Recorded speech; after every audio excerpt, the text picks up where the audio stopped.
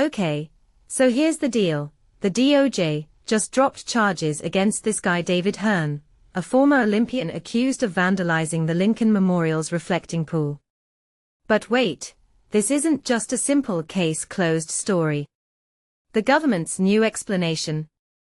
They are blaming the damage on a botched installation job by contractors instead. And here's where it gets spicy. This directly contradicts Donald Trump's earlier claims that vandals deliberately destroyed the pool. Alright, let me break this down. First off, why the sudden reversal?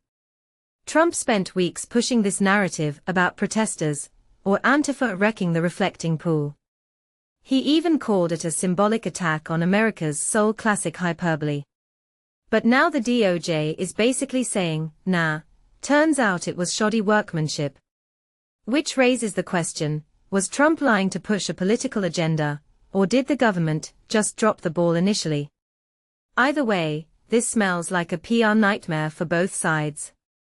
What fascinates me here is how quickly this shifted from a crime scene to a structural failure story.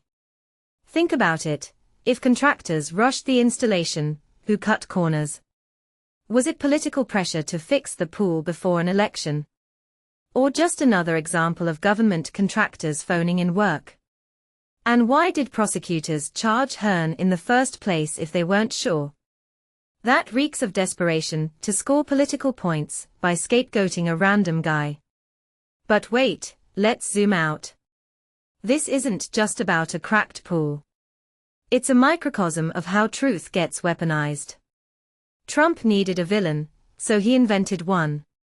The DOJ, under a new administration, now needs plausible deniability, so they flipped the script. The real victim here. Public trust. How are regular people supposed to know what's real when both sides spin the same facts into opposites? Here's a twist. What if both theories are true? What if the pool was already damaged by bad construction, and Hearn still did additional harm? The DOJ dropping charges might mean they can't prove intent. Or maybe they don't want to risk a trial exposing how many layers of incompetence were involved. Either way, this feels like a let's sweep it under the rug move. And let's not ignore the symbolism. The reflecting pool sits in front of Lincoln's statue, a monument to unity. Now it's become a battleground for the exact divisions Lincoln warned about. Irony? Or just another day in America's partisan circus? So what's the takeaway? For me, it's this. Every time you hear a politician screaming about sabotage or attacks, your BS radar should go off. Because the truth is usually messier, less convenient, and way more revealing about systemic failures. What do you think? Was this a legitimate mistake? Or just another chapter in the great spin war of 2026? Let me know in the comments. And if you're into how politics turns concrete cracks into conspiracy theories, hit subscribe.